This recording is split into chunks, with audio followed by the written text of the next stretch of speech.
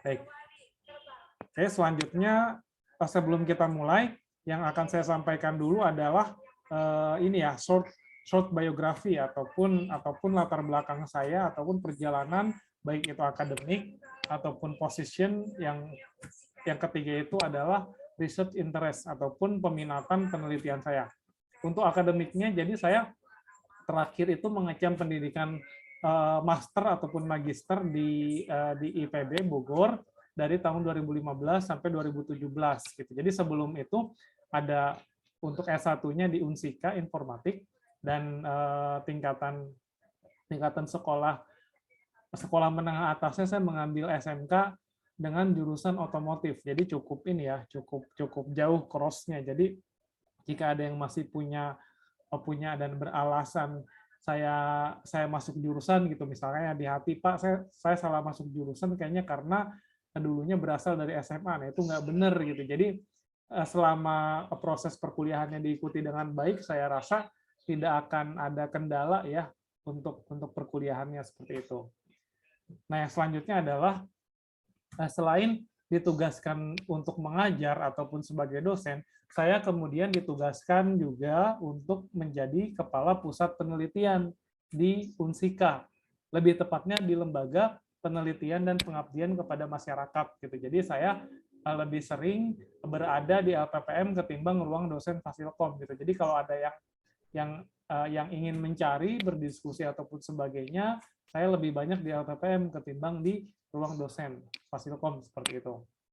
Yang selanjutnya untuk minat riset saya yaitu di area computer vision dan juga machine learning. Nah, jadi di sini kalau ada yang memang peminatannya sama, bisa join riset ya untuk melatih dan mencari tahu bagaimana sih rasanya penelitian sebelum nanti masuk ke jenjang skripsi. Nah, banyak yang apa ya, yang terkaget-kaget karena memang belum belajar riset sebelumnya gitu. Jadi kenapa saya bilang pentingnya riset? Karena toh akhirnya kalian nanti di semester 7 ataupun 8 akan menghadapi namanya skripsi.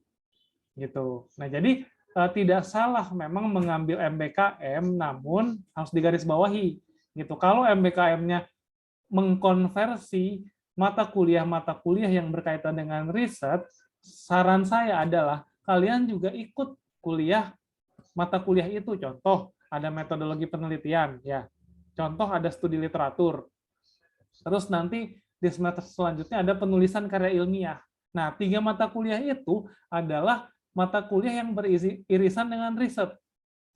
Secara ideal memang tidak bisa digantikan oleh program-program MBKM. Contoh, ada kampus mengajar, ada studi independen, ada magang dan sebagainya, itu tidak bisa gitu. Kalau terkait skill memang mungkin bisa, namun untuk mata kuliah yang 3 itu saya rasa walaupun kalian melakukan konversi, kalian harus tetap mengikuti. Ya, seperti itu. Jadi untuk ikut programnya jalan, kuliahnya juga jalan, karena itu bekalnya. Jangan sampai nanti 2 semester sampai 3 semester dari semester 5, 6, 7 ikut MBKM, tahu-tahu dihadapkan di semester 8 skripsi, nggak bisa apa-apa gitu. Cara menulis nggak tahu, cara baca paper nggak tahu, semuanya nggak tahu. Jadi kan terhambat. Gitu. Memang dia dapat skill, tapi lulusnya belum tentu tepat waktu gitu ya. Jadi buat yang memang belum ikut program, silakan bisa mendaftar. Namun ketika memang nanti diberi amanah untuk ikut program itu, jangan sampai tidak mengikuti mata kuliah yang berhubungan dengan riset ya, seperti itu. Oke.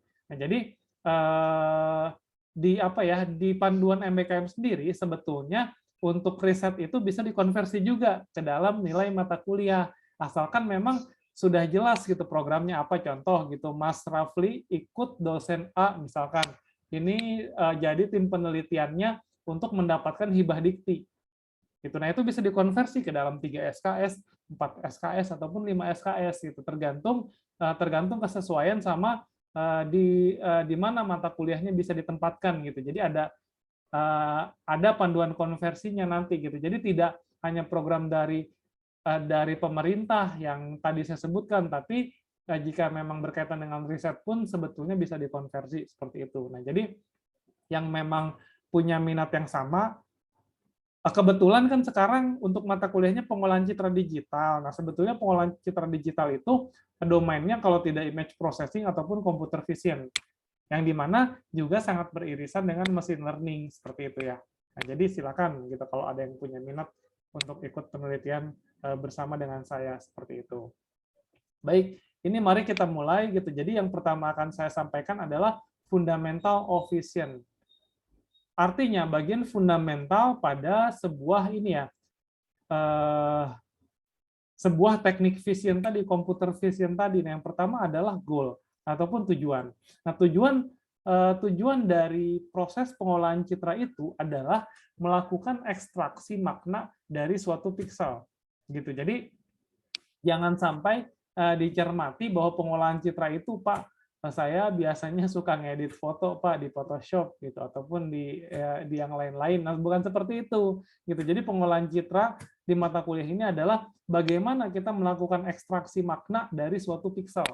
Citra yang kita punya, yang kita lihat itu sebetulnya terdiri dari berbagai pixel, sejumlah pixel gitu. Misalkan, oh citra yang ini adalah pixelnya 1 kali 1, 2, 3, 4, 5, 6, 7, 8, 9 kali 4 gitu. Citra 9 kali 4. Itu makanya kumpulan pixel ini masing-masing pixelnya merepresentasikan suatu warna gitu.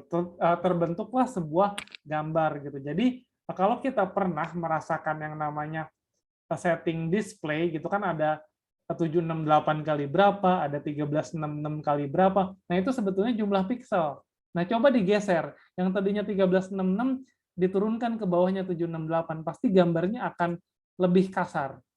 Gitu. Karena pixelnya dikurangi gitu. Jumlah pixelnya dikurangi, tapi kalau dinaikkan pixelnya akan semakin halus. Gitu. Nah, itulah makna dari citra gitu. Jadi citra itu kalau kita zoom terus sampai gambarnya pecah, itu tuh akan tergambar pixel-pixelnya, ada warna hijau, ada warna biru dan sebagainya. Nah, itulah gambaran ataupun tujuan dari pengolahan citra digital gitu. Jadi nah, kaitannya dengan pixel ini kita harus harus memahami untuk teknik-teknik seperti ada yang namanya perkalian matriks, inverse converse dan sebagainya, itu harus diingat kembali, dan teknik-teknik lainnya dalam matematik seperti itu ya.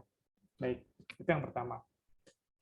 Yang poin kedua adalah information. Nah, apa informasi yang bisa kita dapatkan dari suatu citra? Nah, jadi terdapat dua informasi pada suatu gambar, image ataupun citra. Yang pertama adalah informasi geometrik. Nah, bisa kita lihat informasi geometrik ini adalah informasi yang berkaitan dengan geometri suatu objek. Nah, contoh ini ada lekuknya gitu, lekuk suatu bangunan dan suatu luasan tanah dan sebagainya, terus juga ada cerobong asap dan sebagainya. Nah, kalau informasi semantik adalah yang berkaitan dengan jenis objeknya. Contoh, ada atap, ada bangunan, pintu, pohon, langit, jendela, mobil, dan sebagainya. Itu informasi semantik. Nah, jadi pada suatu citra, kita bisa mendapati dua buah informasi. Yang pertama informasi geometrik, yang kedua adalah informasi semantik. Seperti itu ya. Oke, saya lanjutkan. Yang ketiga adalah tantangan ataupun challenges gitu. Nah, tantangannya ketika kita belajar pengolahan citra terdapat ada 6 tantangan. Nah, ini kalau saya memaknai tantangan ini adalah sebagai peluang penelitian gitu. Tapi nggak tahu nih kalian menyikapi tantangan itu sebagai masalah atau sebagai peluang.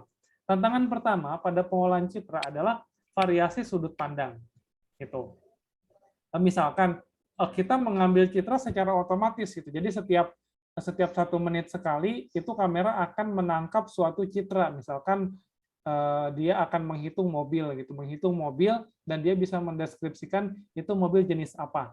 Nah, kalau kita berkaitan dengan tantangan pertama ini, variasi sudut pandang, biasanya kamera bisa jadi salah menangkap. Ada yang tampak depan, tampak samping, tampak belakang, dan sebagainya. Nah, itu variasi sudut pandang. Itu menjadi tantangan saat kita ingin melakukan riset untuk objek detection, misalkan objeknya mobil. Nah, bagaimana kita mengenali suatu mobil ketika memang citranya sudut pandangnya berbeda, gitu ya. Terus kejadian juga di mahasiswa bimbingan saya itu membuat skripsi yang dimana skripsinya itu adalah bagaimana memberikan jalan prioritas pada lampu lalu lintas ketika akan ada mobil ambulans dan juga mobil jenazah lewat. Gitu. Nah, sekarang kan yang terjadi di realitanya kalau ada mobil ambulans jenazah saat lampu merah susah ya bergerak gitu. Jadi harus diklakson gitu, tin tin tin tin tin gitu. Nah, itu juga susah minggir. Yang ada mobil yang sejajar dengan ambulan harus maju dulu baru melipir gitu. Jadi harus melawan dari lampu merah dulu baru minggir, barulah ambulan bisa lewat gitu. Nah, yang disolusikan adalah bagaimana dengan potret kamera bisa mendeteksi akan ada kendaraan apa yang lewat gitu. Nah, itu akan ada kendaraan apa yang lewat gitu, maka dari itu bisa memberikan lampu prioritas gitu, lampu prioritas agar ambulan dan juga mobil jenazah bisa lewat gitu, seperti itu. Nah, itu kan tantangannya menyangkut sama variasi sudut pandang. Kenapa? Karena mobil ambulan dengan mobil jenazah itu bedanya tipis gitu. Kalau yang di samping ada labelnya ataupun di depan di belakang mobil jenazah bisa jadi ketika sudut pandangnya pas tertangkap. Namun ketika sudut pandangnya tidak pas sulit suatu mesin yang telah melakukan proses learning bisa membedakan apakah itu mobil ambulans ataupun mobil jenazah, seperti itu ya. Itu yang pertama. Buat yang poin kedua adalah terkait dengan skala. Nah, skala kadangkala kita menangkap suatu citra itu ada yang citranya besar, ada yang kecil. Nah, ketika kita dapat citranya kecil, namun jumlah pikselnya sedikit, ketika diperbesar akan pecah. Seperti itu. Namun, ketika citranya kecil, pikselnya banyak, ketika diperbesar tidak masalah. Nah, yang masalah kedua adalah ketika gambar besar. Nah, ketika citranya besar, saat akan diolah, itu akan membutuhkan waktu komputasi yang lama. Itu nggak mungkin ada user yang mau misalkan menggunakan suatu aplikasi nih untuk melakukan prediksi apakah ini botol atau kertas atau plastik. Nah, tapi saat diarahkan kameranya hasil prediksinya itu harus nunggu 5 menit gitu. Seperti itu kan nggak mungkin gitu. Jadi kita harus juga mencari solusi agar melakukan klasifikasi dengan citra yang besar namun bisa cepat. Nah, itu terkait masalah yang kedua, skala.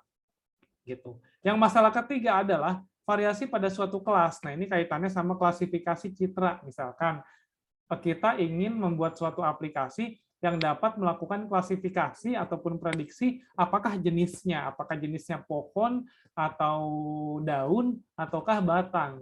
Nah, itu kan apa ya? Variasinya terdapat variasi pada kelasnya. Nah, sedangkan ketika citranya banyak bisa jadi si mesin ini, aplikasi ini salah melakukan klasifikasi. Nah, itu juga menjadi tantangan ketiga. Bagaimana kita melakukan yang namanya prediksi dan juga klasifikasi terhadap citra yang berbagai macam variasinya ataupun yang memiliki variasi baik rendah maupun tinggi gitu ya. Seperti itu. Yang keempat adalah latar belakang acak. Nah, ini latar belakang acak juga kadangkala bisa menjadi kendala gitu dalam melakukan object detection. Nah, contoh ini ada yang warnanya biru dan ada gradasinya, kemudian ada yang background-nya itu ada mobil juga, terus ada yang background-nya itu warna hitam namun ada logonya. Nah, kadangkala object detection bisa bias ya karena background tersebut. Makanya ada beberapa pendekatan untuk menghapus background dari citra gitu. Namun dengan bantuan machine learning gitu ya. Seperti itu. Oke. Yang selanjutnya adalah motion. Nah, terkait motion ini kan pergerakan ya. Nah, kadangkala ketika kita akan melakukan object detection yang sifatnya real time gitu. Jadi artinya terdapat suatu kamera. Nah, si kamera itu bisa mengecek gitu kemana orang itu akan berjalan gitu. Bahkan dia bisa prediksi. Nah, terdapat suatu tantangan yang namanya motion, pergerakan. Nah, kemana pergerakannya akan menuju. Nah, itu jadi tantangan kelima pada bidang pengolahan citra. Dan yang terakhir adalah masalah terkait halangan ataupun suatu objek yang menghalangi suatu objek yang akan diidentifikasi. Nah, bagaimana caranya bisa berhasil melakukan identifikasi sedangkan terjadi halangan pada objek yang akan diketahui gitu, apa objek tersebut gitu ya. Nah, itu berbagai halangan dalam berbagai tantangan dalam bidangnya pengelolaan citra digital ataupun computer vision. Nah, sampai sini ada yang mau ditanyakan dulu, silakan.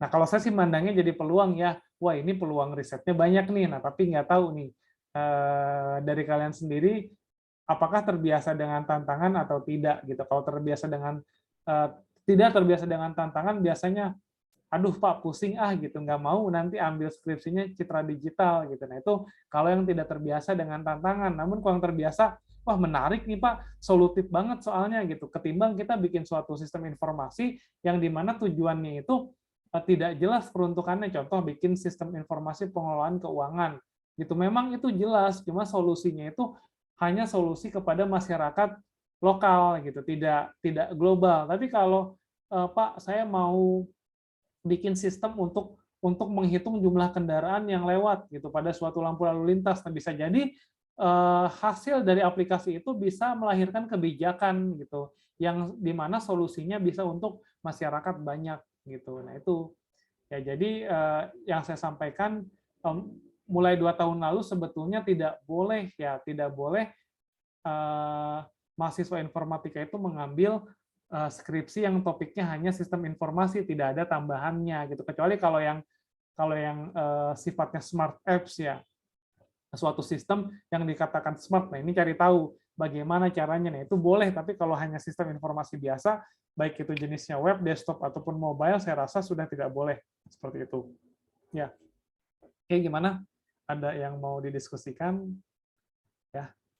Untuk di mata kuliah ini harus aktif ya gitu, karena keaktifan jadi salah satu poin ya untuk penilaian total nantinya. Baik. Yang selanjutnya adalah future research. Nah, future research ini adalah gambaran peluang-peluang penelitian kita yang akan dilakukan gitu. Jadi di pengolahan citra digital ini saya akan mencoba bagaimana mahasiswa dapat membuat suatu karya yang dimana karyanya itu bisa menjadi solusi.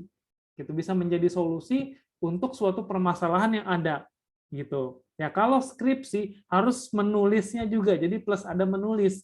Cuma kalau di pengolahan citra mencari masalah yang real, kemudian kita membuat suatu produknya dan produk itu bisa menghasilkan solusi gitu terhadap permasalahan. Nah kalau nanti Mas dan Mbak beranjak ke skripsi itu harus plus menulis baik proposal, skripsi maupun karya ilmiah lainnya. Jadi untuk menulis nanti di semester 6 atau semester 7 belajarnya gitu ya. Seperti itu. Nah, cuma topiknya saya batasi. Topiknya berkaitan dengan waste management ataupun pengelolaan sampah.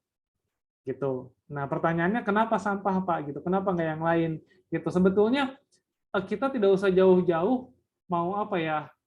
Mau riset yang namanya Pak, saya mau bikin robot yang terbang punya mata, namun ketika ada halangan dia bisa menghindar. Itu kan apa ya?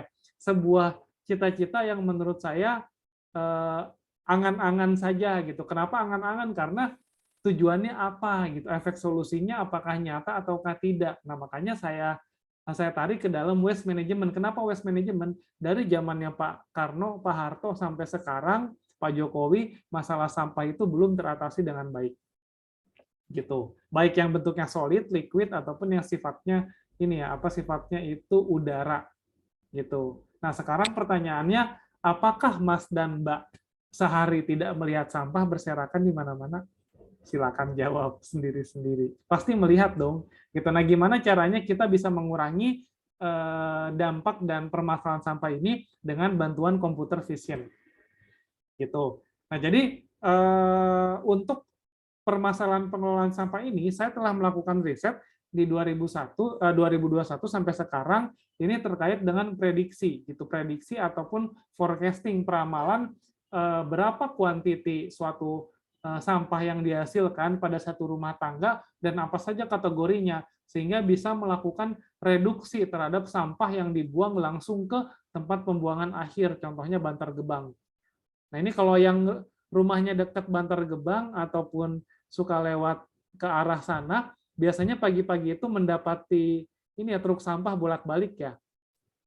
Itu truk sampah bolak-balik itu menyebabkan kemacetan, salah satunya menyebabkan kemacetan. Nah jadi yang tadinya satu keluarga itu seharinya menghasilkan 10 kilo sampah, nah itu kemudian kita tampung dan kita pilah, dan bisa diidentifikasi kategorinya, misalkan oh ternyata si keluarga A ini dia itu kategori sampahnya sampah botol 1 kilo. Terus sampah jenis berbahaya itu 1 kilo, misalkan ada baterai, terus juga ada bahan kimia dan sebagainya. Terus yang ketiga itu sampah organiknya ada 5 kilo, sisa makanan dan juga sisa-sisa bahan dapur ataupun bahan yang digunakan untuk memasak. Nah, dari kategori itu kita bisa nilai sampah kategori 1, 2, dan 3 yang mana yang bisa kita olah ataupun bisa kita jual untuk didaur ulang. Gitu, contoh, oh sampah botol bisa nih dijual untuk didaur ulang. Terus yang diputuskan disimpan. Terus sampah organik bisa digunakan sebagai kompos. Gitu, kompos ataupun pupuk cair disimpan. Yang B5 ini tidak tahu kita bagaimana mengolahnya, belum bisa, maka itu dibuang ke tempat pembuangan akhir namun dibungkus dengan plastik yang rapat. Gitu. Tadinya 10 kilo yang dibuang ke tempat pembuangan akhir bisa tereduksi sampai 1 kilo saja. Nah, bayangkan kalau setiap wilayah seperti itu gitu. Jadi yang tadinya Bantar Gebang itu seperti gunung, besar kemungkinan dengan jangka waktu 5 tahun bisa tereduksi jumlahnya karena setiap masyarakat sudah aware. Gitu. Itu dampak pertama. Terus dampak kedua, setelah kita mengetahui, kita bisa memutuskan pendekatan. Contoh, oh si rumah tangga A ini menghasilkan banyak sekali plastik. Terus plastik itu berlabel ada Alfamart, Indomaret, dan toko busana dan sebagainya.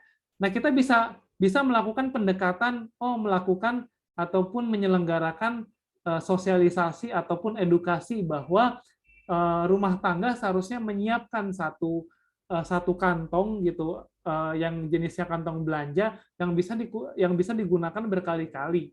Gitu. Kalau dia tidak mampu beli, ya kita cari dananya supaya bisa menyediakan dan diberi gitu ke rumah tangga itu. Nah, itu kan jadi suatu solusi. Alhasil di minggu-minggu berikutnya yang tadinya sampah plastiknya 10 kilo jadi menurun gitu, seperti itu. Terus buat jenis edukasi kedua, oh ini sampah organiknya banyak sekali gitu, bahan sisa dapur dan sisa makanan. Nah, kita beri pelatihan koordinasi dengan bidang pertanian dan sebagainya bahwa melakukan pelatihan, memberikan pelatihan pemanfaatan sampah organik mulai dari rumah. Contoh, bikin biopor gitu, dibuang ke dalam biopor dan yang mana setelah berminggu-minggu akan jadi kompos dan akan bisa menyuburkan tanahnya dan juga bisa menjadi titik serap ketika hujan ataupun banjir gitu. Nah, hasilnya di bulan selanjutnya sampah organik dari keluarga A ini menurun, yang tadinya 5 kilo jadi 1 kilo gitu. Terus begitu. Nah, itu kan perlu apa ya? Perlu adanya proses.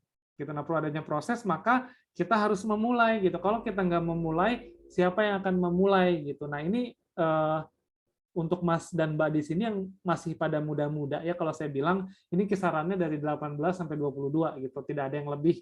Nah, itu kan silakan memikirkan dampak global dan juga dampak ke depan. Kalau kita tidak memulai, terutama kita berkontribusi dari sisi computer vision akan seperti apa gitu lingkungan kita, bahkan bumi akan ditinggali oleh generasi kedua, ketiga maupun keempat dari mas-mas sendiri gitu. Nah, itu gimana nih buat anak cucunya, apakah akan tinggal di bumi yang penuh sampah ataupun sebagainya. Gitu, kita harus memulai gitu pada dasarnya. Itulah jawaban dari dasar kenapa Pak Budi milih topiknya sampah gitu, karena saya sendiri geram dengan sampah gitu. Kenapa sih di Indonesia ini nggak bisa sama sekali nggak bisa terhindar dari sampah? Jujur, saya sendiri juga sering menghasilkan sampah plastik gitu, namun sudah mengurangi gitu dengan penggunaan kantong belanja. Terus juga yang sampah organik, contohnya telur gitu, saya blender gitu jadi serbuk yang bisa digabungkan dengan tanah sehingga jadi pupuk gitu dan sebagainya. Terus juga sampah buah dan sayur saya timbun ke dalam biopor gitu sehingga tanah pekarangan saya lebih lebih subur dan mulai banyak cacing kembali gitu. Jadi indikator tanah yang subur itu adalah banyak cacingnya. Gitu. Kalau kalian tidak menemukan cacing pada tanah pekarangan kalian, maka tanah itu tidak subur gitu. Salah satu indikator gitu. Nah, itu kan banyak ya manfaatnya seperti itu. Nah, tadi bisa pakai forecasting dengan machine learning ataupun contoh saya mau membuat suatu tempat sampah yang berupa bak sampah besar namun ada tutupnya gitu. Tutup itu akan ada kamera bisa mengidentifikasi apakah orang yang akan membuang ini orang yang menjadi member dan sudah bayar iuran atau belum gitu. Karena kan si sampah yang di tempat sampah tadi perlu dibuang. Nah, itu perlu yang namanya petugas pembuang. Nah, dia perlu dibayar, makanya harus ada bayar iuran. Nah, bisa jadi kalau dia memang member dan sampah yang dibuang itu adalah cocok sampahnya, maka si kuncinya kebuka. Kalau enggak tertutup, itu juga bisa. Gitu. Terus buat aplikasi yang berbentuk mobile yang ketika diarahkan itu dapat memberikan informasi dia jenis sampah apa. Contoh botol kaca, ya botol kaca. Nah, di bawahnya ini ada manfaat botol kaca ketika didaur ulang. Nah, misalnya bisa jadi jenis komoditi botol kaca lain gitu yang bentuknya jadi berubah gitu manfaat. Terus dampaknya kalau tidak didaur ulang ini akan berbahaya misalnya pada lingkungan. Contoh kalau si botolnya pecah gitu, kalau dia itu berserakan akan terinjak atau akan menyebabkan timbunan sampah lebih banyak kembali dan sulit untuk didegradasi oleh tanah dan sebagainya. Nah, itu jadi ada dampak manfaat, ada dampak positif dan dampak negatifnya ketika tidak dikumpulkan gitu seperti itu. Nah, itu kan sangat mengedukasi sekali gitu dibandingkan kita harus membuat peraturan kalau membuang sampah akan dikenakan sanksi 20 juta rupiah. Nah, itu kan sifatnya pendekatan yang mengancam gitu. Nah, kenapa enggak kita buat yang namanya pendekatan yang lebih mengedukasi supaya memang terbiasa gitu ya. Itu juga bisa. Gitu. Ataupun bikin pengolahan citra yang dimana bisa mengidentifikasi suatu citra jenisnya apa, kemudian bikin robot sederhana yang bisa memilah gitu. Nah, itu juga bisa gitu. Jadi banyak solusinya. Contoh aja ini adalah ini robot untuk memilah sampah gitu dengan teknologi pakai neural network gitu. Terus juga ada yang kedua deteksi sampah, deteksi kontainer sampah gitu menggunakan computer vision. Yang tiga ada computer vision yang tugasnya untuk memilah sampah kertas gitu dan sebagainya. Ini banyak sekali contoh apa yang bisa kita lakukan gitu untuk menemukan solusi bagaimana mengelola sampah lebih baik gitu ya, seperti itu. Oke, Mangga, saya buka sesi diskusi yang mau sharing, mau bertanya, mau menyampaikan pendapat dan sebagainya, dipersilakan untuk menyampaikan ya. Pak, izin bertanya saya. Ya, silakan Mas. Terkait mata kuliah pengolahan citra digital ini ya Pak. Betul. Untuk nanti misalkan kita mengambil skripsi tentang ini, apakah ada metode tertentu dari pengolahan citra digital? Kayak misalkan kan kalau untuk di sistem pakar ada pakai metode logika Fuzzy dan yang lainnya kayak forward chaining. Apakah di digital citra ini apa ada metode tertentu? Oke, baik. Oke, baik Mas. Yang untuk dipakai. Ya, baik. Oke, untuk pertanyaan dari Mas Muhammad Akbar, jadi apakah ada metode ketika kita mau mengambil skripsi tentang pengolahan citra? Nah, jadi jawabannya pengolahan citra itu sebetulnya ada beberapa fase. Ya, dimulai dari input gambar gitu, terus ekstraksi fitur dan juga proses learning. Nah, tergantung nih mau bertanya metode apa, misalkan bagaimana caranya menginput gambar, terus gambarnya itu direduksi. Nah, itu ada metode khususnya gitu. Jadi metode dengan metodologi itu beda gitu. Jadi harus dipahami. Gitu. Kalau metode setiap fase punya metode. Contoh, untuk input gambar sehingga gambarnya menjadi tereduksi kecil, itu namanya metodenya ada khusus. Terus untuk ekstraksi fiturnya, misalkan tadi gambar yang saya tunjukkan tadi di sini, ini ingin diekstraksi fitur gitu. Jadi yang maksudnya fitur tuh jadi dari gambar ini ada fitur A, B, C dan D sampai sekian, sampai ke ZZ ataupun sekalian gitu ya. Itu namanya ekstraksi fitur. Ada lagi metodenya. Terus yang selanjutnya untuk learning gitu. Learning itu jadi hasil input gambar yang saya inputkan sejumlah gambar, ini nantinya di outputnya ingin dapat melakukan klasifikasi gambar apakah itu gitu ketika ada gambar baru. Nah, itu ada lagi metode khusus gitu. Nah, metode-metode itu ada berbagai macam pendekatannya. Contoh kalau di learning itu ada namanya machine learning. Gitu. Nah, sebetulnya fuzzy juga masuk ke dalam pendekatannya machine learning. Seperti itu. Jadi fuzzy ada juga yang masuk untuk pendekatan machine learning. Ini mohon maaf ada yang on microphone siapa ya? Boleh di off dulu mikrofonnya supaya tidak noise. Oke, baik. Nah, itu ya.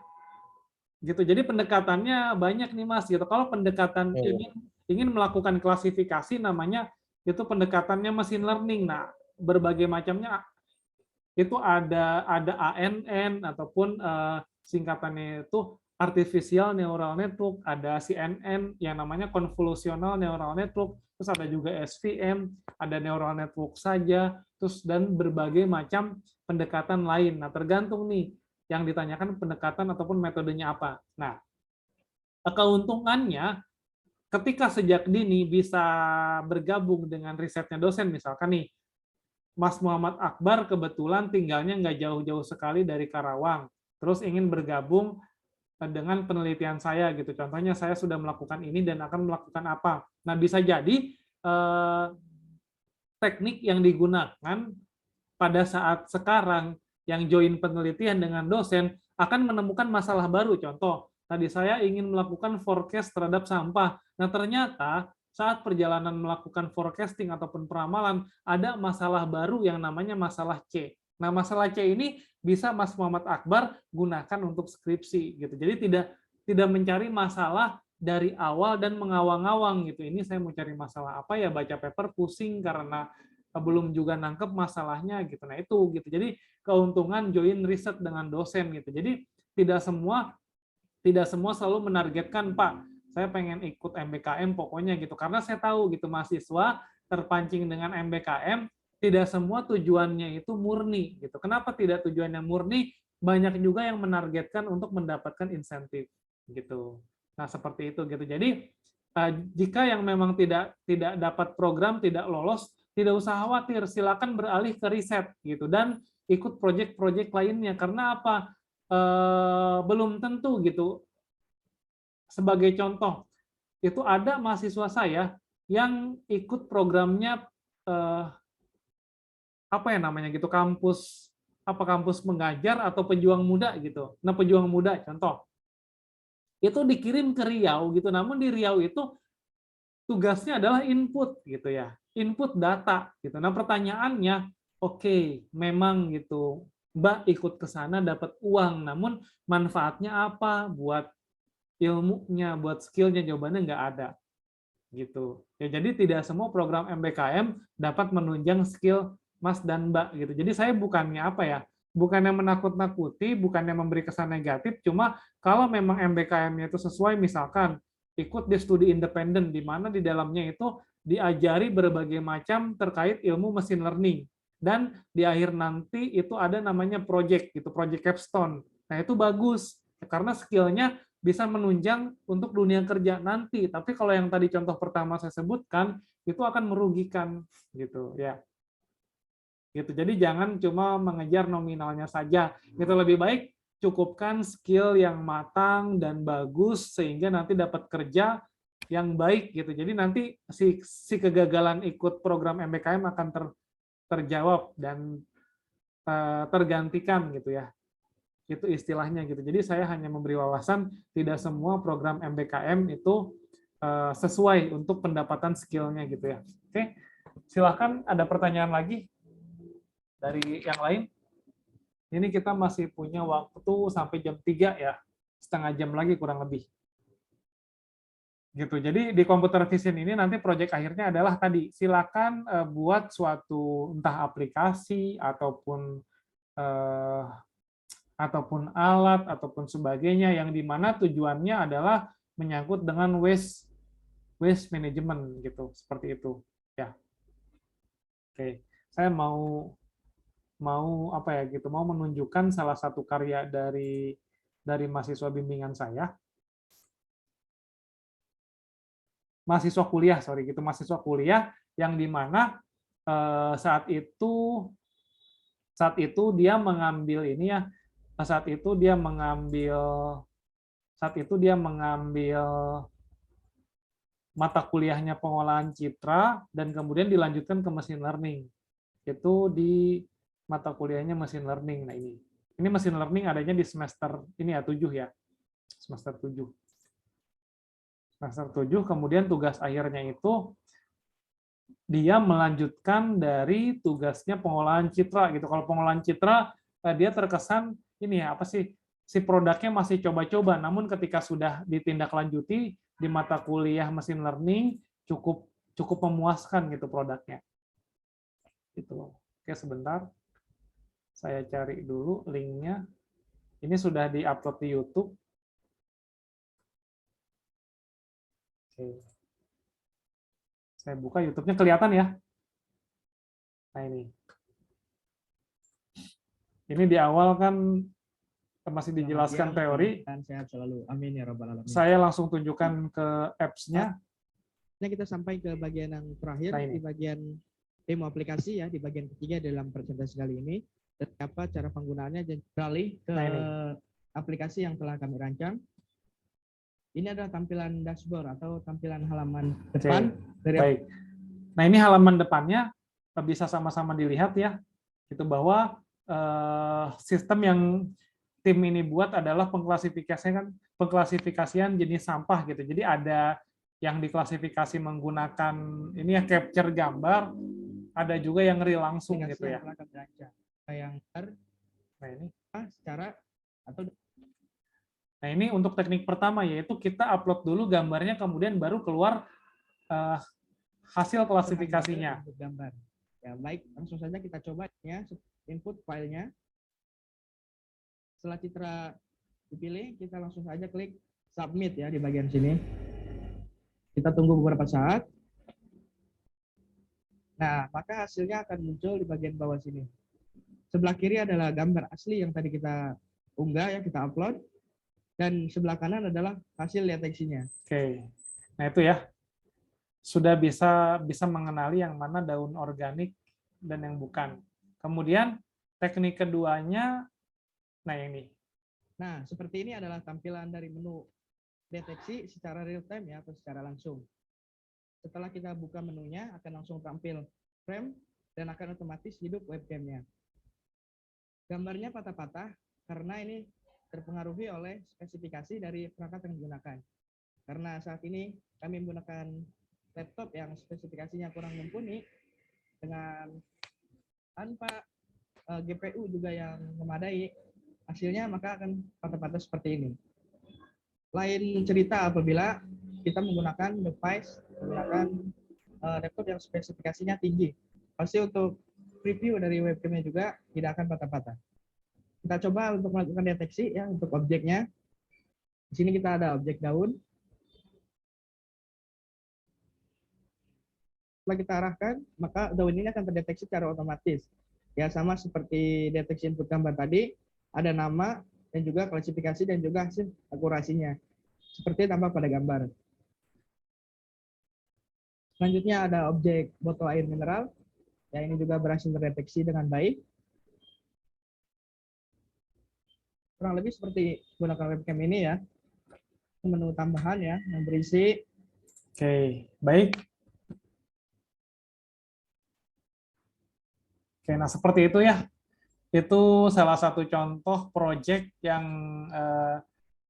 dimana diteruskan dari pengolahan citra digital pada semester sebelumnya, kemudian dilanjutkan ke mata kuliah machine learning seperti itu. Nah, sangat disayangkan sekali Mas Arianto yang tadi ini tidak melanjutkan ke skripsi, padahal di aplikasi yang tadi masih ada suatu masalah yang fundamental. Ini kalau diteruskan tinggal melanjutkan gitu. Namun beliau berujar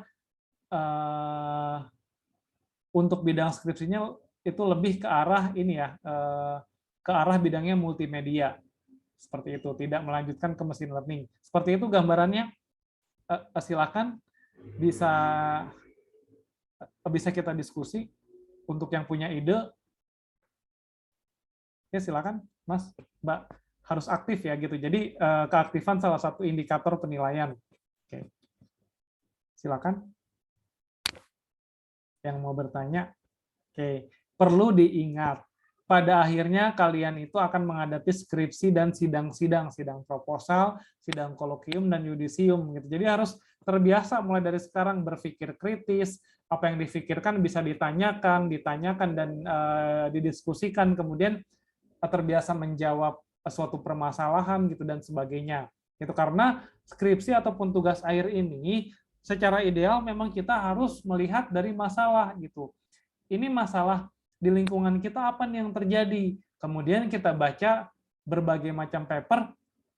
Jika masalahnya seperti ini, apakah pernah ada sebuah penelitian yang di mana penelitian itu bisa menjawab masalah yang tadi kita cari? Oh, ternyata kalau sudah ada, dicari gap-nya. Bedanya apa sih? Memang sudah pernah dicarikan solusinya oleh paper A, gitu, oleh paper A. Namun masih ada kekurangannya di bagian ini. Nah, kekurangan itu yang kita ambil untuk skripsi. Gitu. Jadi Mas dan Mbak jangan menentukan judul di awal. Contoh, Pak, saya mau klasifikasi citra dengan metode neural network. Oh, sudah ada Pak gitu di paper yang saya baca. Cuma dia objeknya jeruk, saya ganti jadi semangka. Nah, itu nggak boleh. Ya, seperti itu. Jadi harus ada masalah baru, bukan objeknya yang diganti. Kalau objeknya yang diganti kemungkinan tingkat plagiasinya tinggi ataupun tidak menghasilkan manfaat yang bagus gitu ya. Seperti itu. Oke, silakan. Yang mau bertanya? Pak, maaf Pak. Ya, Mas Rafli. Ya, jadi pengolahan citra ini larinya ke seperti kecerdasan buatan ya Pak, karena dia kayak mengenali, kemudian mempelajari, kemudian menghasilkan sebuah kesimpulan atau keputusan gitu. Ya, betul. Oke. Terus dari yang tadi Bapak perlihatkan itu dari angkatan atas, dia itu makainya cuma medianya itu kayak laptop sama aplikasinya itu kan website, jadi Ya. nggak ada alat-alat tambahan gitu Pak? Tidak. Jadi timnya Mas Arianto tadi memang itu hanya mengandalkan device-nya laptop dan kamera yang ada di laptop gitu. Jadi belum sampai ke bikin peripheral yang lain, contoh gitu sebagai misalkan gitu menyediakan suatu kamera khusus gitu ataupun device khusus, itu belum gitu. Jadi baru sebatas website dan bentuknya itu model ya gitu, karena belum diaplikasikan ke dalam suatu perangkat gitu. Nah, itu seperti itu batasannya. Nah, ini tergantung gitu, kalau yang memang punya device dan perangkat lain, itu bisa gitu dikembangkan gitu dengan membuat robot ataupun sebagainya gitu, ditambah suara gitu. Jadi kalau dia mata robotnya melihat ke apa gitu, ke objek itu, kemudian si mulutnya bisa bersuara gitu dengan bantuan speaker bahwa itu daun gitu. Itu juga bisa gitu, tergantung jika memang punya perangkat dan peralatan lainnya bisa dikembangkan namun tidak memiliki, silakan tentukan batasan gitu. Contoh, nah kalau idenya besar dan butuh perangkat banyak, tadi solusinya silakan join riset dengan dosen, karena dosen itu memiliki pendanaan untuk membeli peralatan gitu ya. Itu gambarannya, Mas. Mas Raffi dan teman-teman. Jadi dari itu yang tadi udah dibuat itu dia bergantungnya kayak ke pemrogramannya jadi ya Pak? Iya, seperti itu ke pemrogramannya. Dan juga yang baru dibuat itu bentuknya website gitu. Kalau bentuknya mobile apps itu akan lebih baik gitu. Jadi setiap orang bisa menggunakan dengan cepat gitu. Contoh di handphone itu ingin mengidentifikasi gitu. Nah, itu langsung bisa diketahui gitu. Tentunya dengan teknik yang khusus gitu. Jadi kalau yang saya belajar dari tiket.com gitu. Jadi untuk prosesnya sebetulnya data berupa citra yang banyak tadi dilakukan training ya di server gitu, bukan di handphonenya. Kemudian di server itu setelah dilakukan training terbentuklah suatu model. Nah, model itulah yang digunakan ketika ada input gambar ataupun citra bergerak baru, dia bisa menjawab apa gambar itu sebetulnya. Kemudian si jawaban tadi yang berupa teks dikirimkan ke aplikasi di handphonenya gitu, sehingga akan prosesnya cepat gitu. Kalau diprosesnya di modeling di dalam handphone, maka akan butuh waktu yang banyak gitu gambarannya. Oke, jadi mulai belajar gimana caranya penggunaan cloud untuk aplikasi gitu dan sebagainya ya. Seperti itu, Mas, gambarannya.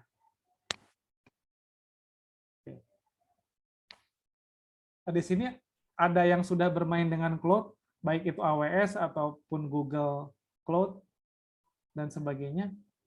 Itu ada yang sudah pernah? Belum ya? Nah, kalau belum nanti, kenapa? Sudah apa belum, Mas? Belum, Kayaknya Pak. belum ada, Belum Pak. ya? Belum ya. Nanti tim riset saya mahasiswa semester 8 mungkin ini ya bisa membentuk apa namanya FGD ya gitu. Semacam apa ya seminar ataupun workshop dia sendiri dapat pemahaman cloud itu berasal dari program Bangkit gitu. Nah, diajarkan di situ kemudian diimplementasikan di riset saya. Nah, jadi yang memang nanti tertarik join riset dengan saya tentunya akan mendapatkan pengalaman itu gitu. Akan diajarkan bagaimana caranya bisa mengkoneksikan cloud gitu dengan aplikasi di mobile gitu ya, seperti itu. Oke.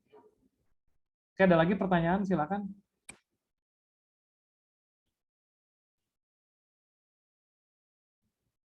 Ayo. Nah, terus saya kepikiran, Mas, gitu Mbak, gitu jika ada yang memang tertarik gitu. Jadi saya rasa sih belum ada ya.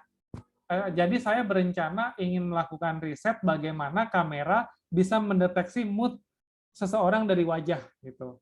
Mood seseorang dari wajah, kemudian mood itu ketika sudah dideteksi apakah dia happy, apakah dia boring, apakah dia angry gitu. Nah, itu bisa dibuat sistemnya bagaimana dia bisa mencari suatu algoritma untuk mencari berbagai musik yang bisa mengobati dari permasalahan itu. Misalkan kalau dia marah, ini apa nih obat musiknya nih gitu. Kemudian kalau dia bosan apa yang harus di-play gitu musiknya dan sebagainya. Nah, itu saya berpikir seperti itu, yang dimana si alat itu bisa ditempelkan di pintu masuk di tempat kerja gitu. Jadi kan saat orang berangkat kerja itu apalagi hari Senin. Nah, hari Senin kan pastinya banyak yang entah malas, entah bosan dan sebagainya. Nah, ketika ada kamera di pintu masuk ruangannya dan bisa di-play musik sebentar untuk membuat mood dia baik, itu akan lebih produksi gitu di tempat kerja, produktif, sorry ya, seperti itu. Nah, itu juga salah satu ide riset sebetulnya yang saya rasa belum ada gitu, belum ada dilakukan gitu, seperti itu ya. Dan banyak lagi gitu, makanya kita harus harus berpikir kritis, kira-kira apa masalah di lingkungan kita yang bisa dibuat solusinya gitu. Nah, itu harus mulai dari semester sekarang, jangan nunggu nanti di semester 7. Seperti itu ya. Oke. Silakan. Tapi ngomong-ngomong ini benar semester 5 ya, saya takut salah, apa ini 7? 6, Pak. 6, Pak. Oh, 6. Sekarang Oh, genap, sorry. Pak. 6. 6 ya. Ya, sorry. Semester 6. Jadi jangan nunggu di semester 7.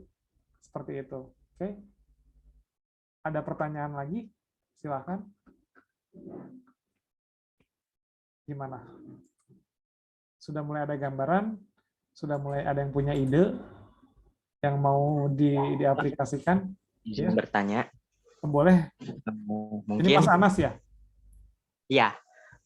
Mungkin kalau untuk di darat kan kita bisa yang ini bersangkutan dengan sampah ya, Pak? Iya, betul. Silakan. Mungkin kan di darat kita bisa menggunakan robot atau mesin untuk memilih mana organik, mana anorganik. Terus misalkan cara untuk menangani yang pembuangan sampah yang misal kayak di kali itu gimana ya, Pak ya? Untuk menggunakan maksudnya tuh menggunakan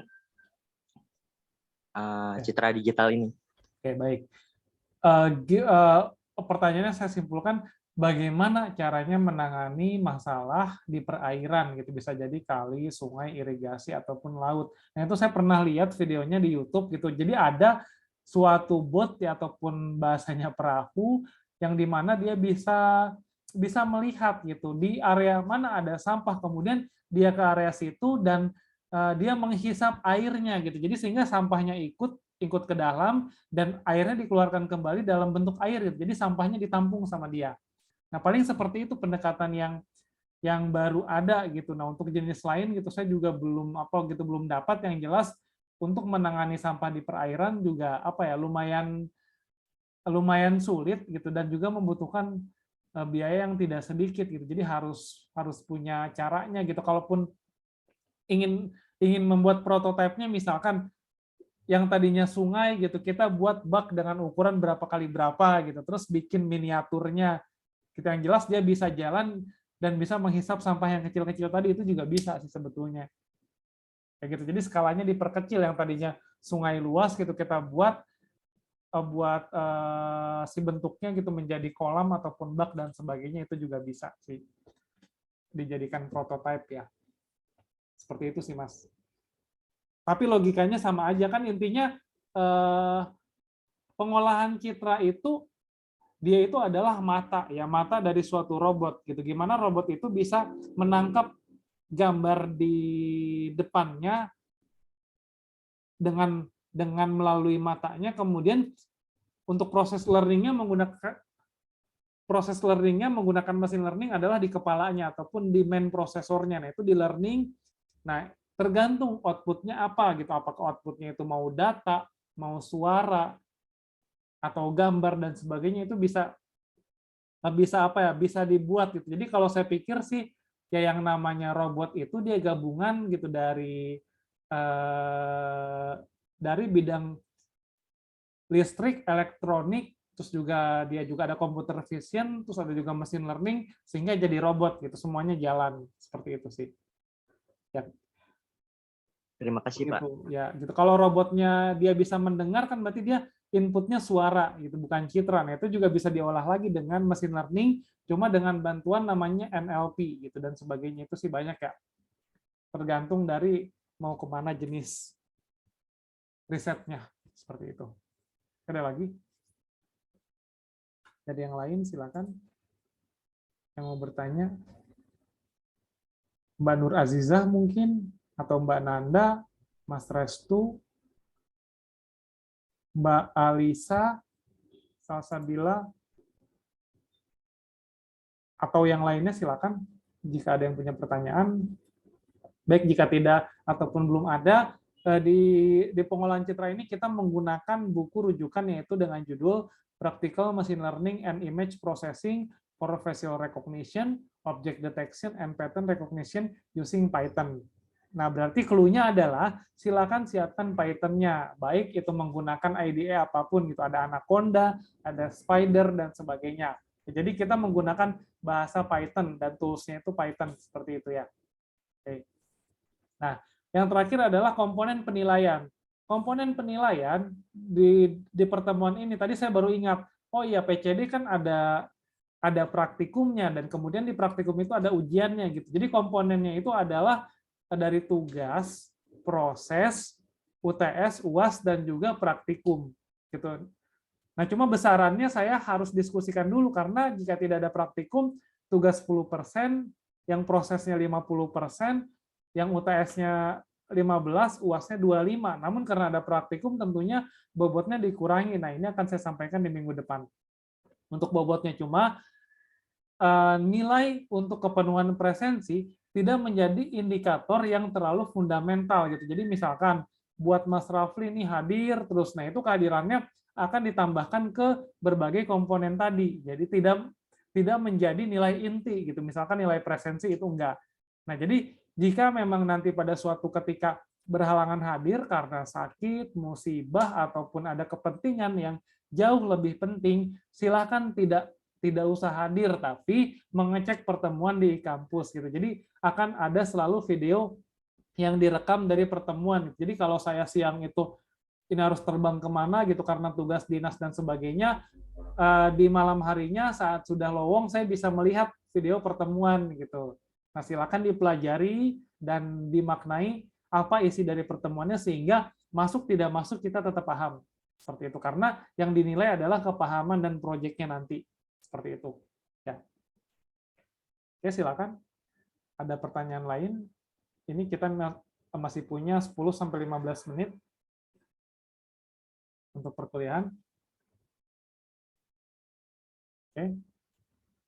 Sudah mulai, ini belum terfikirkan belum masalah-masalah apa yang bisa kita tangani dengan dengan computer vision. Coba saya sambil ini ya, saya sambil buka. Biasanya saya kalau nyari paper itu di ini ya, di Google Scholar gitu. Misalkan waste management with computer vision misalkan.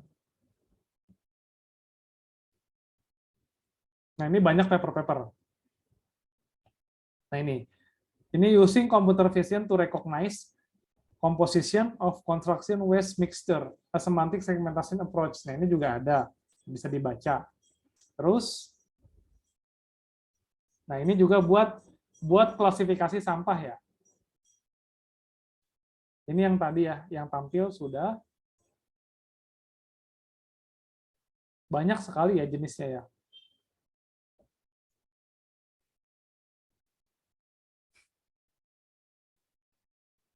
Oke. Itu. Terus juga saya juga mendapati juga, jadi kalau truk sampah di perkotaan ini biasanya dia itu mengambil sampah ini ya, terurut gitu. Jadi sesuai wilayah gitu. Tapi kalau suatu wilayah yang dimana tong sampahnya sudah penuh dan overload, itu biasanya suka lama gitu, lama ditanganinya karena dia mengurut gitu. Dia belum punya sistem bagaimana tracking yang mana yang harus duluan diambil gitu, sehingga prosesnya efisien. Itu juga bisa. Jadi di tempat sampah dipasangkan sensor ya gitu, sensor yang bisa mendeteksi berapa kapasitas sampah ini, apakah sudah full atau belum. Kalau full, ini di pusat akan menginformasikan lampu indikator merah misalkan. Ini supaya diambil lebih dulu ketimbang tempat-tempat lainnya. Nah, itu juga belum ada gitu. Kalau saya lihat di Karawang ya, di Karawang ataupun Cikarang, Bekasi sampai Jakarta pun saya lihat belum ada gitu, seperti itu. Ya, itu juga bisa. Sama halnya bisa dibuat prototipe juga gitu. Jadi jangan berpikir, Pak, saya punya ide besar nih, Pak, cuma saya harus butuh dana puluhan juta. Enggak gitu. Jadi kalaupun memang idenya besar, silakan buat apa ya? Buat simulatornya gitu. Simulatornya menjadi yang lebih kecil gitu. Kalau yang luasnya satu kota bisa bikin satu miniatur gitu. Gimana kalau dia itu di satu ketika tempat sampahnya penuh, maka berpindah ke tempat lain gitu. Yang mana yang harus didahulukan untuk dijemput secara prioritas, nah itu juga bisa gitu. Jadi kan tidak terlalu apa ya, jangan berpikir yang big project dulu, tapi masalahnya sama, namun bisa dibuat replikanya seperti itu sih ya gambarannya. Oke, silakan. Ada pertanyaan lagi? Ini banyak ya paper-paper yang bagus yang bisa kita baca, cuma dalam bahasa Inggris. Nah, jadi saya rasa tidak boleh ada yang terhambat dengan bahasa. Gitu. Jadi harus menguasai bahasa Inggris dengan baik. Oke. Terus yang kedua juga bisa disolusikan gitu. Biasanya kalau di Indonesia benar nggak gitu, kalau punya suatu kasur ya yang bentuknya itu adalah spring bed, kalau sudah terendam banjir itu bingung mau dibuang kemana gitu. Pasti di Indonesia seperti itu, bingung nih mau dibuang kemana, sudah ngangkatnya berat, dibuangnya di mana, yang ada disimpan aja di pinggiran TPS gitu. Padahal itu kan tidak bisa diolah. Nah, itu juga bisa jadi solusi gitu. Jadi bisa ada tempat sampah khusus pembuangan barang-barang yang tidak sepatutnya dibuang ke tempat pembuangan akhir, misalkan dipan, kulkas, terus juga alat-alat lainnya baik yang berupa elektronik, kayu, besi dan sebagainya. Nah, itu juga belum ada gitu solusinya di Indonesia. Seperti itu ya. Dan banyak lagi. Gitu. Jadi silakan peka terhadap masalah sekitar saja, tidak usah jauh-jauh ke yang apa ya, yang big project tadi saya bilang gitu. Kalau ada masalah bisa nggak ya diselesaikan oleh computer vision, ambil jadi topik. Seperti itu sih. Ya.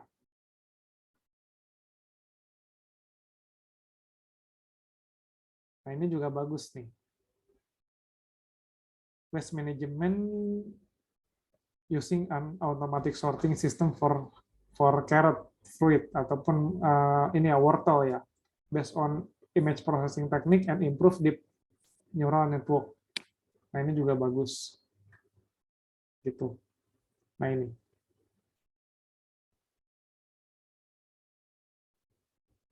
Nah ini gambarnya tuh. Ini kalau paper-paper yang bagus biasanya lengkap isinya. Coba bandingkan dengan paper bahasa Indonesia. Seperti itu, kualitasnya akan jauh lebih baik kalau kalian baca paper-paper yang berbahasa Inggris ya. Seperti itu. Contoh di Science Direct ataupun di Elsevier. Itu bagus-bagus. Nah, ini jadi logikanya dia ambil dulu gambarnya gitu, kemudian ini ada kamera ya. Terus juga ada cahaya, ini wortel dihubungkan ke dalam komputer gitu dan sebagainya. Ini ada data preprocessing, ada augmentation, terus ini menggunakan CNN, gambar aslinya di resize. Nah, tadi yang saya bilang skala ya. Kalau skalanya besar, saat komputasi akan berat. Nah, tapi dengan convolutional neural network dia bisa memungkinkan untuk meresize gambar sehingga jadi kecil tanpa mengurangi makna. Seperti itu. Nah, ini ada mix and match average pooling. Nah, ini menggunakan fungsi dari ini ya, apa fungsi matematika nih. Ini fungsi mix. Nah, kita juga harus tahu bagaimana caranya seperti itu untuk fungsi mix ini. Seperti itu. Nah, ini arsitekturnya input layer.